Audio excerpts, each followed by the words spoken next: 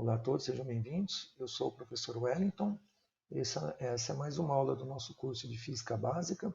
A gente está estudando, a temática sobre termodinâmica e hoje a gente vai dar continuação à nossa aula 10, parte de calorimetria. Essa é a parte 2. E a gente vai iniciar essa aula recordando um pouquinho da aula anterior.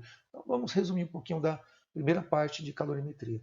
A gente viu que calor está relacionado à troca de energia entre dois corpos quando eles têm temperaturas diferentes. Ou seja, se eu pego um corpo quente com temperatura mais alta e coloco em contato com um corpo mais frio com temperatura mais baixa, entre eles vai ter uma troca de energia, que é o que a gente chama de calor, e o calor vai sempre do corpo quente em direção ao corpo frio. Esse é o processo espontâneo. Perceba que para isso acontecer, eu preciso ter temperaturas diferentes. Esse calor, ele pode ser de dois tipos, basicamente na física. Tem um calor sensível, que é aquele que provoca mudança de temperatura, ou seja, é aquele calor que vai fazer a temperatura do corpo aumentar ou diminuir. E para calcular a quantidade desse calor, que a gente chama de calor sensível, a gente usa a chamada equação fundamental da calorimetria, que diz que a quantidade de calor sensível depende da massa do corpo, do calor específico do corpo e da variação de temperatura que esse corpo vai sofrer. Então, esse ΔT está relacionado à mudança de temperatura. Essa aqui é a famosa equação fundamental da calorimetria. Mas existe também o conceito de capacidade térmica, que estabelece a relação entre quantidade de calor e a variação de temperatura que o corpo vai sofrer. Como cada material muda a temperatura de uma maneira diferente, então essa capacidade térmica vai depender da massa do corpo e do calor específico dele. Sabendo isso, a gente consegue determinar a quantidade de calor para mudar a temperatura do corpo. Isso vai depender de cada material. Existe também o calor latente, que está relacionado à mudança de fase do corpo, ou seja, a mudança de estado físico que ele vai sofrer. E para calcular a quantidade de calor latente, a gente faz a aplicação disso. A quantidade de calor latente depende da massa do corpo e de um valor tabelado, que é o calor latente. E isso aqui depende da mudança de estado físico que o corpo está sofrendo. Exemplo, quais são as mudanças de estado físico que ele pode sofrer? Está relacionado com os estados físicos que a gente tem, os mais comuns da matéria. Se eu colocar aqui sólido, líquido e gasoso, se o corpo mudar do sólido para líquido, isso chama-se fusão. Se ele passar do estado líquido para o estado gasoso, isso chama-se vaporização.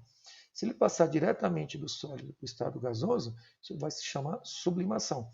E existe um L, tabelado para cada processo. Se você pegar, por exemplo, a fusão da água, que é gelo, o gelo passando do estado sólido para o estado líquido, esse L tabelado para a água vale 80 calorias por grama. Assim como esse calor específico aqui para a água é uma caloria por grau Celsius, isso pensando na água líquida. Então perceba que esse Czinho é tabelado, o L é tabelado, e esse L depende da mudança que a gente está acontecendo. Bem, se eu pegar esses processos aqui, esses processos precisam ganhar calor. Agora, os processos inversos, a gente precisa perder calor. Exemplo, do gasoso voltando para o estado líquido, é a liquefação. Do líquido passando para o estado sólido, é a solidificação. E o do gasoso passando diretamente para o estado sólido, é a ressublimação. Então, essas quantidades de calor sensível ou latente, eles podem ser positivos ou negativos, dependendo da situação. Esse daqui, positivo quando eu ganho calor, negativo quando eu perco calor. Aqui é a mesma coisa. Se eu estiver ganhando calor, vai acontecer fusão, sublimação ou vaporização. Mas eu ganho calor. Se eu estiver participando de um processo onde eu tenho liquefação acontecendo, ou ressublimação, ou solidificação, essa quantidade de calor latente vai ser negativa. Tudo bem? Outra coisa que a gente vai fazer agora é mostrar isso, como é que isso se aplica quando eu estou fazendo a curva de aquecimento de uma substância. A gente consegue perceber que quando a gente vai fazer o levantamento dessa curva de aquecimento, a gente consegue encontrar em alguns momentos o calor sensível, em outros momentos o calor latente. E vamos tomar aqui como referência a curva de aquecimento da água, água pura. Tá? Então, estou me referindo aqui à água pura. A água pura é água destilada. Tá? Então, como é que seria essa curva de aquecimento? Seria nada mais, nada menos do que você representar aqui como é que é o comportamento da água durante o seu aquecimento e, portanto, aqui vai ter o gráfico da temperatura em função do tempo. Então, a curva de aquecimento é o nome genérico que eu dou para esse gráfico aqui, de temperatura em função do tempo. Aqui, em vez do tempo, a gente também poderia pensar em calorias. Tá? Mas aqui eu fiz a exposição da temperatura em função do tempo. Então, imagine que eu tenho uma quantidade de gelo e eu vou começar a esquentar esse gelo. Para que você possa esquentar o gelo e mudar a temperatura dele, ele vai ter que ganhar uma quantidade de calor sensível. Depois que o gelo chegou à temperatura de zero, a temperatura dele vai estabilizar no zero, e aí enquanto a temperatura estiver constante no zero, ele vai estar passando pelo processo de fusão, ou seja, aquele gelo que era sólido vai começar a derreter e passar para o estado líquido. Depois, isso vai levar um tempo para acontecer, mas depois que o gelo passou completamente do estado sólido para o estado líquido, a temperatura que era zero começa a aumentar. Só que agora eu tenho água líquida. E para que esse processo aqui tenha acontecido, o calor envolvido é o calor latente. Então aqui eu tive calor sensível para esquentar o gelo, calor latente para fazer a fusão. Depois que a água começou a esquentar, a gente vai ter novamente um calor sensível, que é aquele calor que muda a temperatura do corpo. Quando a água líquida atingir a temperatura de 100, a temperatura vai estabilizar no 100, ou seja, ela vai ficar constante, porque aí a água que era líquida vai começar a passar para o seu estado de vapor. Esse processo pode ser chamado de ebulição, se o processo for rápido, e se ele for genericamente, a gente pode chamar isso de vaporização. Mas a temperatura fica constante. E o calor aqui envolvido é o calor latente. Depois que todo o líquido passou para o seu estado de vapor, aí o vapor começa a esquentar, até a temperatura que a gente quiser no problema que a gente estiver analisando. Então perceba que aqui eu tenho 5 etapas: calor sensível, muda a temperatura; calor latente, muda o estado físico; calor sensível, muda a temperatura; calor latente, muda o estado físico; e calor sensível, muda a temperatura. Como aqui são 5 etapas, né? 1, 2, 3, 4, 5, para cada etapa a gente vai ter uma constante aqui associada. Para essa fase do gelo, vai ter o calor específico do gelo, porque muda a temperatura. Para essa fase da água líquida, que muda a temperatura também, aqui vai ter o calor específico da água líquida. Aqui, para a mudança de temperatura do vapor, vai ter o calor específico do vapor. Para esse patamar aqui da fusão, a temperatura está constante. Então, quando eu estou com fusão e quando eu estou aqui com o patamar da ebulição, ou se você preferir vaporização, aqui eu tenho mudança de estado físico, aqui eu tenho mudança de estado físico. Perceba que aqui a temperatura ficou constante. Constante, isso só acontece quando eu tenho uma substância pura. Então, uma substância pura, ela é perceptível porque ela tem 2 patamares, um de fusão e de vaporização.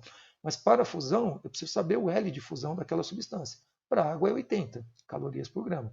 E para a vaporização da água, o L de vaporização, o calor latente de vaporização, é de 580 calorias por grama.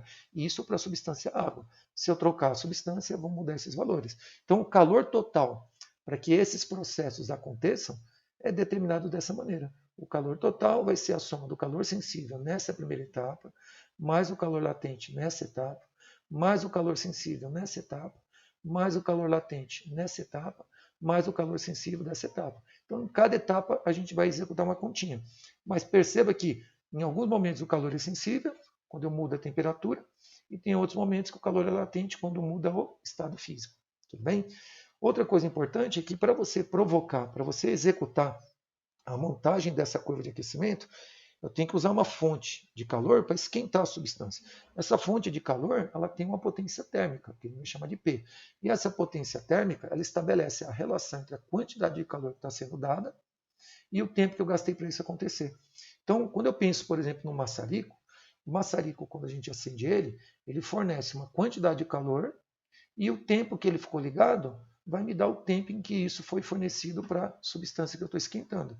Então, isso, pensando em termos de unidade, seria assim: potência térmica é a quantidade de calor que eu forneço num certo tempo.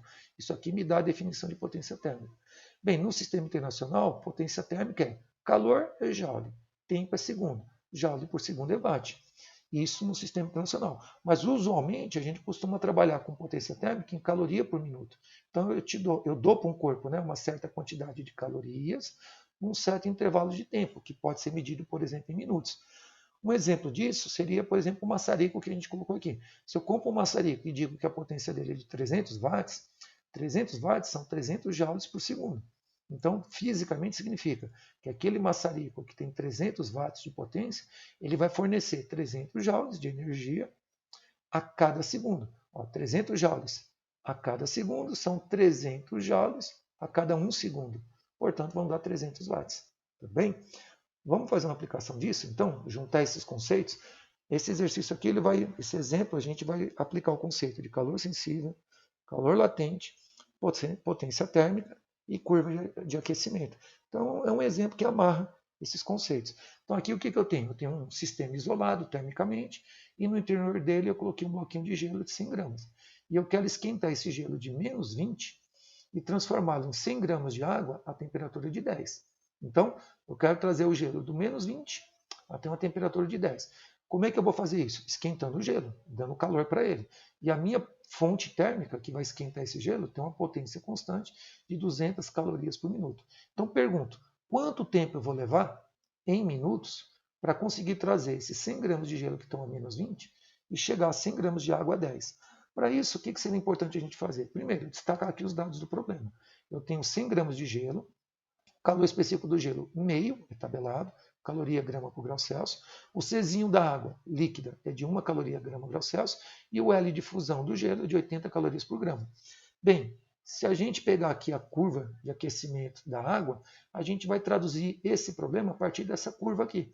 Então, eu vou trazer o gelo do menos 20, primeiro vamos esquentar ele até chegar a zero.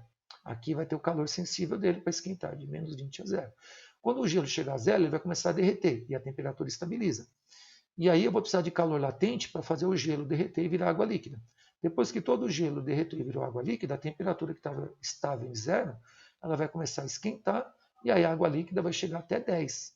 Aqui é a temperatura de 10. Então perceba que aqui eu tenho 3 etapas. Calor sensível, esquentar o gelo. Calor latente para fazer a fusão. E depois calor sensível para esquentar a água.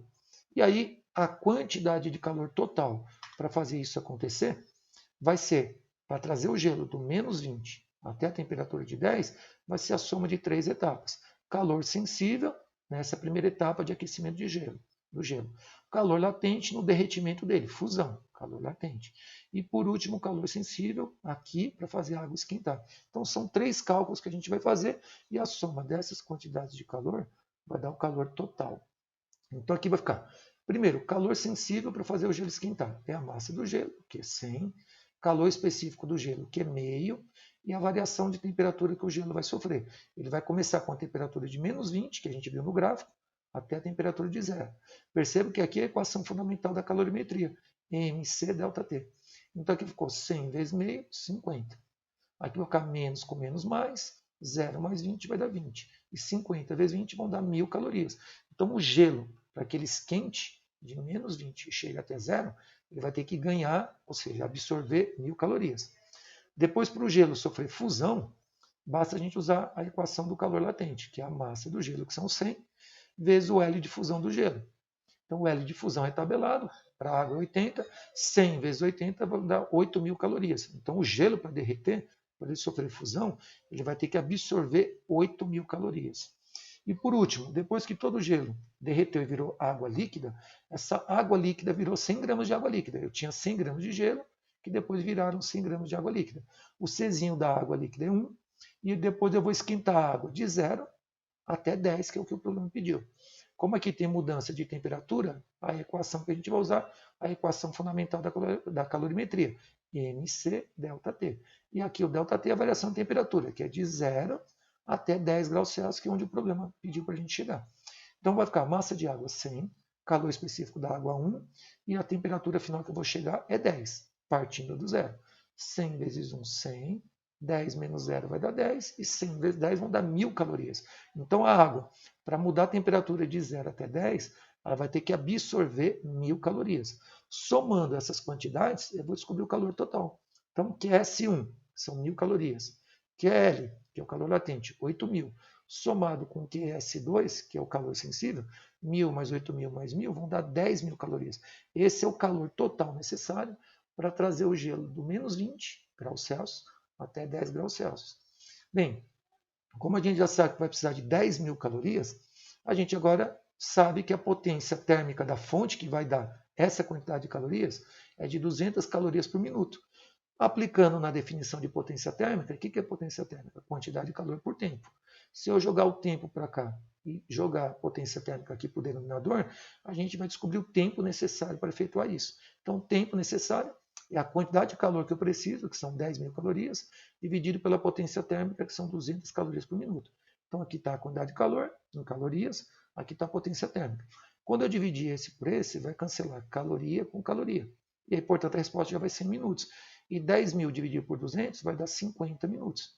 Então, ou seja, para você pegar 100 gramas de gelo, que estava a menos 20, e trazê-lo para virar 100 gramas de água líquida a 10, eu vou gastar um tempo de 50 minutos, se eu usar essa fonte térmica.